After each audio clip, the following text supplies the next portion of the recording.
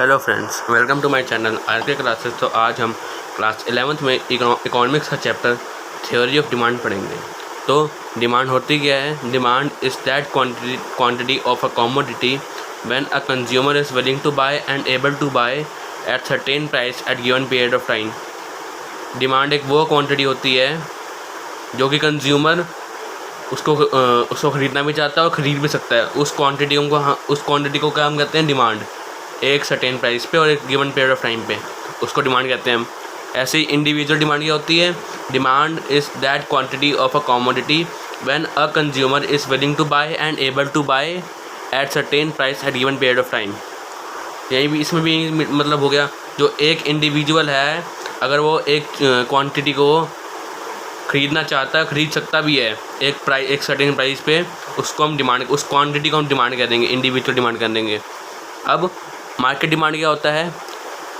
Demand is that quantity of a commodity when all consumer in market is willing to buy and able to buy at certain price and at given period of time.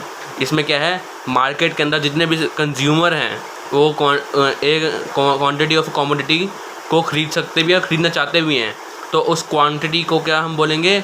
Market demand. अब demand schedule आ गया। Demand schedule क्या होता है? It is a tabular presentation of relationship between price of commodity and demand of a good is called demand schedule। ये एक tabular relationship होती है किसके बीच में? प्राइस के बीच में और जो क्वांटिटी हमने डिमांड की है उसके बीच की होती है टैबुलर रिलेशनशिप, उसको हम कहते हैं डिमांड शेड्यूल। अब मार्केट डिमांड शेड्यूल क्या हो गया? It is a tabular presentation of relationship between price of commodity and demand of good of all the consumer in market is called market demand of schedule. ये एक tabular presentation होता है किसके बीच में? Relationship किसके बीच में? प्राइस और demand of good के बीच में। जितने भी सारे कंज्यूमर हैं मार्केट में,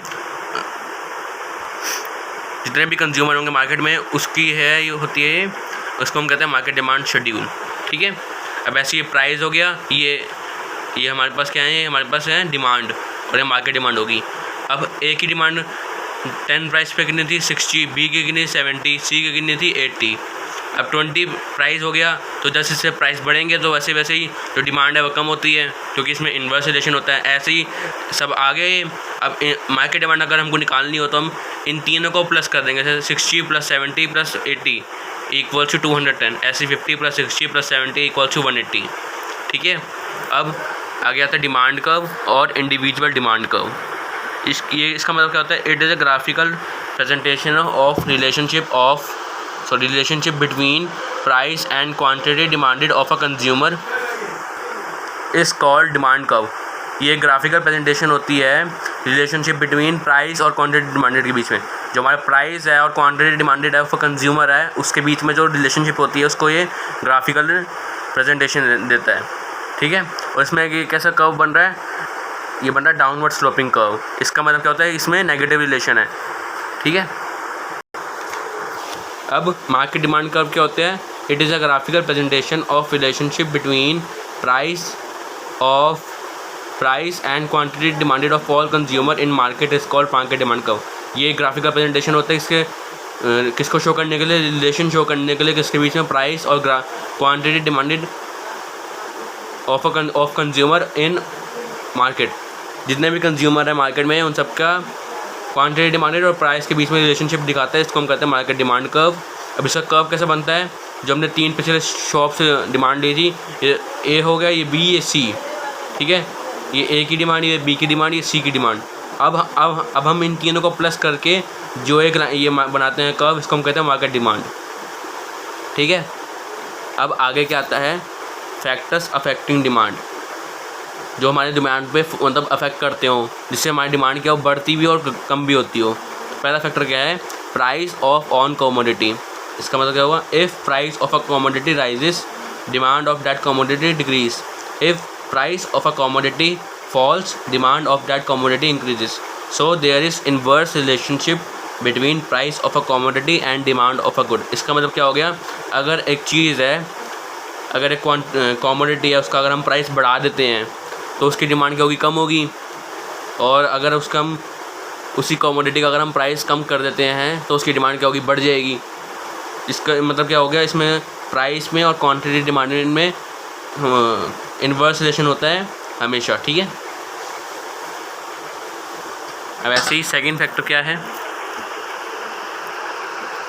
इनकम ऑफ अ कंज्यूमर।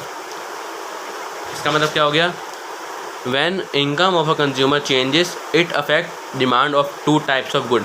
जब एक कंज्यूमर की इनकम चेंज होती है तो ये दो तरह की डिमांड पे अफेक्ट करता है, दो टाइप के गुड्स पे अफेक्ट करता है। कौन सा होता है, एक होता है नॉर्मल गुड और एक होता है इन्फीरियर गुड।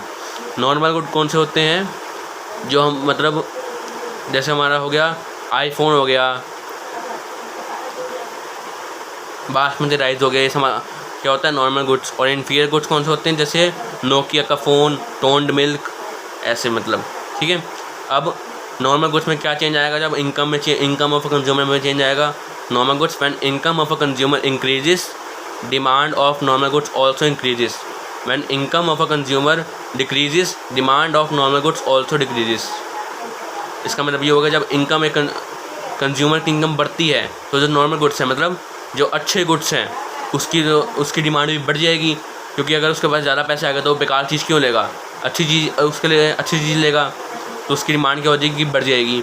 अब ऐसी जो अगर उसकी इनकम क्या है, कम हो जाती है, तो जो नॉर्मल गुड्स हैं उसको वो खरीद नहीं सकता, उसके लिए महंगे हो गए, तो उसको क्या, इसलिए जो उसकी नॉर्मल गुड्स की डिमांड होती है वो कम हो जाती है। इससे हमको क्या पता लगता है कि there is a direct relation between income of a consumer and demand of normal goods. जो इनकम ऑफ कंज्यूमर है और डिमांड ऑफ नॉर्मल गुड्स है, इसमें कैसा रिलेशन होता है, डायरेक्ट रिलेशन। मतलब अगर इनकम बढ़ रही है तो डिमांड भी बढ़ रही है, अगर इनकम कम हो रही है तो डिमांड भी कम हो रही है। अब ऐसे सेकंड गुड्स कौन से हो गए, inferior goods. When income of a consumer increases demand of inferior goods decreases. When income of a consumer decreases demand of inferior goods increases. इसका मतलब ये हुआ, जब कंज्यूमर की इनकम बढ़ती है तो वो बेकार चीज़ों को नहीं खरीदता, हमेशा अच्छी चीज़ों को खरीदता है। तो इसलिए जो इन्फीरियर गुड्स होते हैं उनकी डिमांड कम हो जाती है, क्योंकि उसकी नज़रों में वो अभी क्या हो गए, बेकार के हो गए, बेकार गुड्स हो गए, क्योंकि उसकी इनकम बढ़ गई है। अब अगर उसकी इनकम कम हो जाती है तो इन्हीं इन्फीरियर गुड्स को खरीदता है, क्योंकि उस टाइम पे ये उसके लिए बढ़िया हो जाते हैं, अच्छे हो जाते हैं। तो इससे क्या होता है, जो इन्फीरियर गुड्स की डिमांड होती है वो बढ़ जाती है। इससे हमको क्या पता लगता है, there is inverse relation between income of a consumer and demand of inferior goods. मतलब इनकम ऑफ कंज्यूमर और डिमांड ऑफ इन्फीरियर गुड में हमेशा कैसा रिलेशन होता है, इनवर्स रिलेशन होता है। जैसे एग्जांपल हो गया Nokia, seller rice, toned milk etcetera. तो यहाँ पर हमारी वीडियो का एंड होता है। आई होप कि आप लोग समझ में आया होगा।